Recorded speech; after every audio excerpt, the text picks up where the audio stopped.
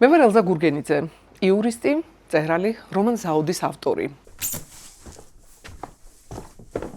ერთი წამით წარმოიდგინეთ, რომ დილით თქვენთან ვიღაც მოდის და გეუბნებათ, თქვენ დაპატიმრებული ხართ. და თან არავინ გიხსნით თუ რატომ.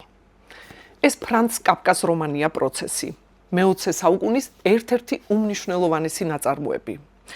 კაფკას ეს აბსურდი ნახევარტონების უკიდურესად ფაქიზი თამაშია. გარეგნულად მისი პროზა მარტივი ჩანს, სინამდვილეში კი საოცრად ელეგანტურია. პროცესში უამრავი სრულყოფილი ფრაზაა. მთელი რომანი სწორედ ასეთი ფრაზებისგან შედგება. მარტივი საშუალებებით კაფკა ნელა აუჩქარებლად ატრიალებს აბსურდის მექანიზმს, იქამდე სანამ ის წარმოუდგენელ მასშტაბებს არ აღწევს.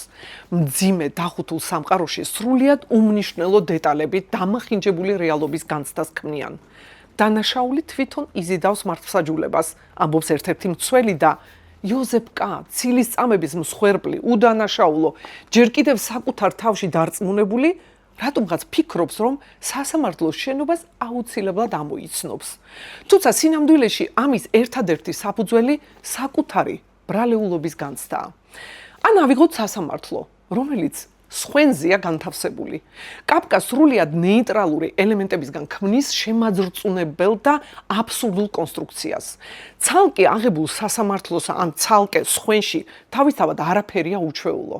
მაგრამ საკმარისია ისინი ერთმანეთს შევუთავსოთ, სასამართლო დაწესებულება სხვენზე მოვათავსოთ, მოთამაშე ბავშვებისა და გაფენილი სარეცხის შუაგულში და მათი ჩვეულებრივობა ეგრევე ქრება, მის ადგილს კი აბსურდი იკავებს. ამავე დროს ეს კონსტრუქცია ზეციურ კანცელარიის მეტაფორაცაა. მართლაც, სად უნდა იყოს სასამართლო, თუ არა ყველაზე მაღლა. თუმცა ადამიანმა სარეცხიც ხომ უნდა გააშროს სადმე. ზოგი პროცესს ავტობიოგრაფიულ რომანად მიიჩნევს და მართლაც იოზეფ კასა და თავად კაფკას შორის მრავალი პარალელი არსებობს. პროცესს ხშირად წინასწარმეტყველურ რომანსაც უწოდებენ. თავად კაფკას კი ვიზიონერ ავტორს. რადგან ამ ნაწარმოებში ხედავენ იმ ტოტალიტარული რეჟიმების წინადგრძნობას, რომლებიც მისი სიკვდილის შემდეგ დამკვიდრდა.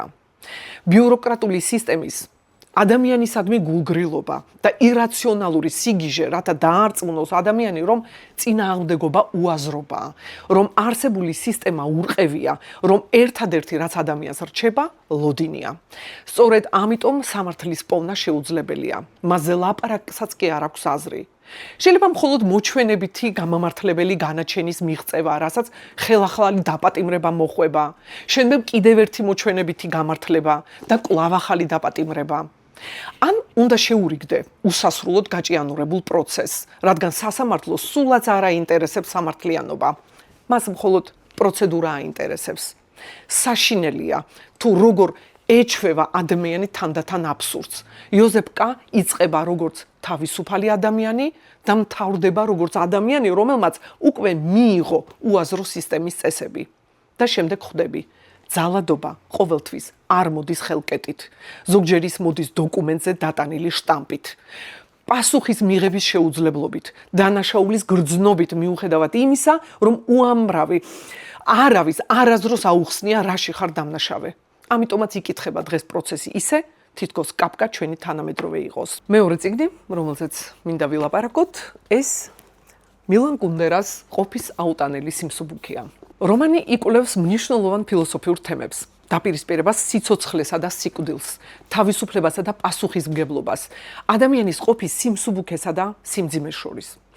ავტორი საწყის წერტილად იღებს იდეას, რომ ის, რაც მხოლოდ ერთხელ ხდება, არაფერს ნიშნავს. აი ასე უბრალოდ, ერთხელ არ ითვლება. სიცოცხლის უნიკალურობა ადამიანს ართმევს შესაძლებლობას გამოსცადოს საკუთარი არჩევანის სისწორე, რაც თან ათავისუფლებს მას და ამავდროულად აცლის საღრდენს. რომანი არ გვაძლევს ცალსახა პასუხს. კუნდერას თანდათან მივყავართ აზრამდე, რომ ყოფის სიმსუბუქე და სიმძიმე არსებობენ არა როგორც საპირისპირო, არამედ როგორც ადამიანური გამოცდილების ურთიერთშემავსებელი მდგომარეობები. მთავარი პერსონაჟები ტომაში, ტერეზა, საბინა, ფრანცი არსებობის სხვადასხვა გზას განასახიერებენ. სიყვარულის თემას განსაკუთრებული ადგილი უჭირავს რომანში. კუნდერა გვაჩვენებს, რომ ნამდვილი სიყვარული შეუძლებელია საყვარელი ადამიანის გათავისუფლების გარეშე.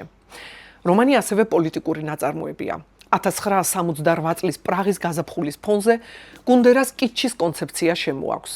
კიტჩი როგორც სამყაროსადმი უპირობო მორჩილების ესთეტიკა, როგორც ეჭვისა და კრიტიკული აზროვნების უარყოფა. კიტჩი ტოტალიტარიზმის სულიერი საფუძველია. და შემდეგი წიგნი გაბრიელ გარსია მარკესის პატრიარქის შემოდგომა, რომელიც პირველად 1975 წელს გამოიცა. წიგნი დაწერილია მარკესისთვის დამახასიათებელი მაგიური რეალიზმის ჟანრში და მოგვითხრობს სამხრეთ ამერიკის გამოგონილ ქვეყანაში ტირანი დიქტატორის შესახებ. მარკესი აღწერს მარიონეტების მიერ კერპად ქცეული დიქტატორის ცხოვრებას დაბადებიდან სიკვდილამდე. ვინ არის პატრიარქი, ბატონი პრეზიდენტი, ბატონი გენერალი, ბოლოს და ბოლოს საკარიასი. იგი ერთდროულად ფუკოსეული მონარქის სხეულის განსახიერებაცაა და ამავე სხეულის მონაც. მისი ფიზიკური სიმახინჯე თავადვე აქცევს დიქტატორს საკუთარი სხეულის მძევლად. იგი ჭეშმარიტად ერთგანზომილებიანი ადამიანია და ეს ერთადერთი განზომილება მისი ძალაუფლებაა. დიქტატორი გადის მისთვის ლოგიკურ ევოლუციას. თავდაპირველად ის ნევროტიკია, ანგარიშიანი სამხედრო, რომელიც ობსესიურ-კომპულსური აშლილობით ზღვარზე დგას, საბოლოოდ კი იშლება და უბედურ შიზოფრენიკად იქცევა. პატრიარქის ძალაუფლების ჩამოყალიბება ჰანა არენტის კლასიკურ მოდელს მიხვება. სამხედრო ხუნტიდან დიქტატურისკენ, რაც საბოლოოდ ტოტალიტარულ რეჟიმად გარდაიქმნება. საიდუმლო პოლიციის მანქანა მთელ ქვეყანას შთანთქავს. ხალხსა და ძალაუფლებას დიქტატორის სხეულთან მისასვლელ გზას უკეტავს. გეცნობათ ალბათ ალუზია რუსულ კგბ-ზე, რომელმაც საკუთარი ტოტალიტარული რეჟიმის სისხლისმსმელი პირმშუები საბოლოოდ გადასანსლა. ძალადობა არ იწყება სისხლის დაღვრით, ის იწყება მაშინ, როდესაც ადამიანს ართმევენ საკუთარი თავისუფლებას, როდესაც კანონი აღარ იცავს სამართლიანობას და შიში ხდება უფრო ძლიერი, ვიდრე აზრის თავისუფლება. ამიტომ გირჩევთ ამ წიგნებს. არა იმიტომ, რომ ისინი ძალადობაზე გვიყვებიან, არამედ იმიტომ, რომ ისინი გვეხმარებიან მის ამოცნობაში. დიდი ხნით ადრე, ვიდრე ძალიან გვიან იქნება. და შესაძლოა სწორედ ამიტომ არსებობს დიდი ლიტერატურა, რათა დაგვეხმაროს ძალადობის ამოცნობაში, სანამ ჯერ კიდევ გვიან არ არის.